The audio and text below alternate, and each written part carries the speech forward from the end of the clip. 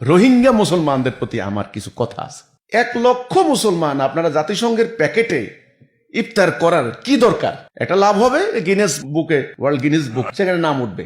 ক্যাম্পে থেকে আমার এখানে কথা, মুসলমান ভাই, যদি আপনার নামাজ পড়েন, আল্লাহর প্রতি বিশ্বাস করেন, কোরআনকে বিশ্বাস করেন, কোরআন শরীফ পড়েন, রোহিঙ্গা মুসলমানদের, লক্ষ লক্ষ মুসলমানদের মধ্যে অনেক আলেমও আছে। অল্প কয় হাজার আরাকান আর্মি, তারা যুদ্ধ করে তারা এত বড় প্রদেশ দখল করে ফেললো, সরকারের বিরুদ্ধে ফাইট করছে।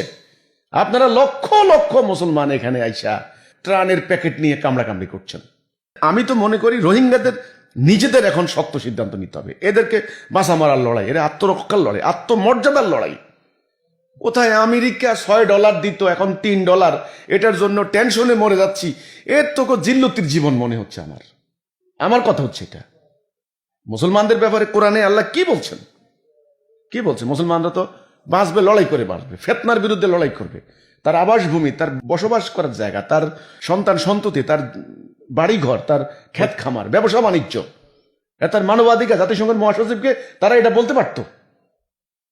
আমরা ডলার চাই না, আমরা ডলার চাই না, আমরা ডলার চাই না, রাইট? আমরা ডলার চাই না। আমাদেরকে জাতিসংঘের পক্ষ থেকে আমাদেরকে অন্যান্য সাহায্য দেবো, আমাদেরকে স্যালাইন দিতে হবে না। আমি যেটা জানি, এটা আমার কাছে তথ্যটা আছে, আমার কাছে মাঝে মধ্যে এ ধরনের খবর আসে, চট্টগ্রাম থেকে ফোন দেয় যে রোহিঙ্গাদের বাচ্চাদের জন্য যে উন্নত মানের খাবার টাবার, সেগুলো পর্যন্ত ওরা পাচ্ছে না, বিভিন্ন কালোবাজারে বিক্রি করে দিচ্ছে। এবং বিভিন্ন এনজিও, বিভিন্ন সংস্থা, তারা মধ্যপ্রাচ্য থেকে, ইউরোপ থেকে নানান ভাবে টাকা আনে, এদের নাম বিক্রি করে করে তারা কোটি কোটি টাকার মালিক হয়ে যাচ্ছে। এটাও এক ধরনের ব্যবসা চলছে। তরুণগুলি, যুবকগুলি আজকে মাদক ব্যবসা করছে, মানে অসামাজিক কার্যকলাপে লিপ্ত হচ্ছে। আপনার হলো এই যে তরুণী, অল্প বয়স্ক মেয়েগুলি অলরেডি ট্রাফিকিং এর শিকার হচ্ছে। পাচারকারীদের খপ্পরে পড়ে রোহিঙ্গা তরুণী মেয়ে পাচার হয়ে গেছে বিশ্বের অন্য দেশে। এত জিল্লতি কেন? আমার কথা হচ্ছে এটা, মুসলমান হয়ে থাকলে, নামাজ পড়লে, আল্লাহর প্রতি সেজদা করলে কাকে ভয় পাচ্ছেন? অল্প কয়েকশো, কয়েক হাজার আরাকান আর্মি, তারা লড়াই করে পুরো রাজ্য তাদের নিয়ন্ত্রণে। আর তোমরা মুসলমান, লক্ষ লক্ষ মুসলমান, তোমরা অ্যান্তনিও গুতেরেসের দিকে ছায়া রয়েছে। আমার কথা হচ্ছে এখানে, আমি মনে করি রোহিঙ্গাদেরকে নিজেদের বাঁচার লড়াই এখন নিজেরা করতে হবে। আমরা বাংলাদেশ, আমরা এতদিন তাদেরকে আশ্রয় দিয়েছি, ভাই, মুসলমান ভাই হিসেবে, ঠিক আছে। আশ্রয় দেওয়া, তোমরা আমার অতিথি কতদিন থাকবা, এটা মানবিক দিক, ওকে। এখন এটা নিয়েও কিন্তু অনেকে কথা তোলে যে আমাদের আগের প্রধানমন্ত্রী যিনি ছিলেন, উনি নাকি নোবেল প্রাইজ পাওয়ার আশায় এদেরকে জায়গা দিয়েছেন। এটা কিন্তু অনেকে কিন্তু এগুলো বলে। তা আমি সেগুলো বলছি না, আমার কথা হলো ঠিক আছে, তোমাদের অত্যাচার জুলুম দেখে আমরা তোমাদেরকে জায়গা দিয়েছি, কিন্তু তোমাদের লাইফ তো এরকম না। তোমরা এই জীবন কেন নিবে? তোমরা তোমাদের আবাসভূমি ফেরত পাওয়ার জন্য তোমাদের প্রচেষ্টা করতে হবে। রোহিঙ্গাদের উদ্দেশ্যে আমার কথা হবে এটা। এখানে জাতিসংঘ কিছু করতে পারবে না, আমি মনে করি না কেউ কিছু করবে। ফিলিস্তিনে কিছু করেছে? ফিলিস্তিনে এই যে ইসরায়েল এই যে হামলা চালিয়ে ফিলিস্তিনের প্রায় 80,000 মুসলমানকে হত্যা করেছে, শেষ পর্যন্ত কি করলো? এখন সিদ্ধান্ত নিল যে তলে তলে, আজকেও রিপোর্ট পেয়েছি, ফিলিস্তিনি মুসলমানদেরকে বিভিন্ন জায়গায় সেটেল করে দিবে, আফ্রিকার বিভিন্ন রাষ্ট্রে পাঠাই দিবে, আশেপাশের রাষ্ট্রগুলিতে।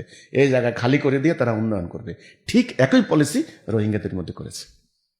তাহলে এখন কোরআনের শিক্ষা, যদি তোমরা মুসলমান হয়ে থাকো, আল্লাহর প্রতি ঈমান এনে থাকো, লা ইলাহা ইল্লাল্লাহ কলেমা বিশ্বাস করে থাকো, তাহলে কারে ডরাও, কারে ভয় পাও, কিসেরে ভয় পাও? তোমাদের তো এমনিতে জিল্লতির জীবন, তোমাদের তো মৃত্যু এমনিতেই। তোমাদের নারীদের সম্মান নাই, যুবকদের জীবন নাই, বুড়াদের ইজ্জত নাই। তাহলে এই সমস্ত জাতিসংঘের মহাসচিব আসে, $3 হয় কিনা তোদের, এক প্যাকেট দেয় ইফতারের এগুলো কি?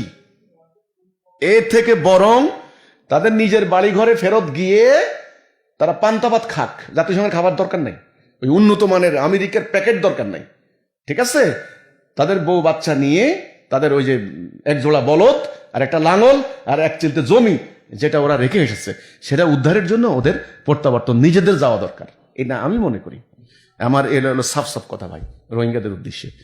আর জাতিসংঘের মহাসচিব যেটা আসলেন, আমি কোনো অর্জন দেখি না। আমার ইন্টারনালি কি কথা আছে, আন্ডারগ্রাউন্ডে কি কথা আছে, বা তলে তলে কি প্ল্যান, কি পরিকল্পনা, সেটা সামনে সময় আসলে বোঝা যাবে। আপাতত আমরা মিডিয়ার মাধ্যমে যা পাচ্ছি, এটার উপরে আমরা একটা বিশ্লেষণ করছি, আলোচনা করছি, অনুমান করছি, ধারণা করছি। এই ধারণা সত্য নাও তো হতে পারে। তো আমি মনে করি যে বিশেষ কোনো অর্জন হয়নি। একটা অর্জন হতে পারে, আমাদের সরকারের একটা স্যাটিসফ্যাকশন হতে পারে। সরকারকে আশ্বাস দিয়েছে যে আপনাদের সংস্কার কার্যক্রমের সাথে আমরা আসি, সমর্থন থাকবে, এটারও একটা ইঙ্গিত থাকতে পারে আন্তর্জাতিক মহলের। এটার একটা সরকার স্যাটিসফ্যাকশন হতে পারে ওনার। বা সরকার বলতে পারেন যে আমাদের এখানে যে আন্দোলন হলো, অভ্যুত্থান হলো, এটার জনগণের কিভাবে স্বতঃস্ফূর্ততা সেটাও দেখতে পারেন। সেটার একটা মানে আত্মতৃপ্তির কিছু জায়গা থাকতে পারে। কিন্তু যেভাবে বলা হচ্ছে যে রোহিঙ্গাদের দেখতে যাবেন, রোহিঙ্গাদের জন্য কিছু হয়েছে বলে আমি মনে করি না। এই হলো কথাটা। ধন্যবাদ আপনাকে। এবং আসলে মুসলমানদের জন্য কেউ কিছু করবে না, মুসলমান নিজেরাই করতে হবে। আপনাকে ধন্যবাদ।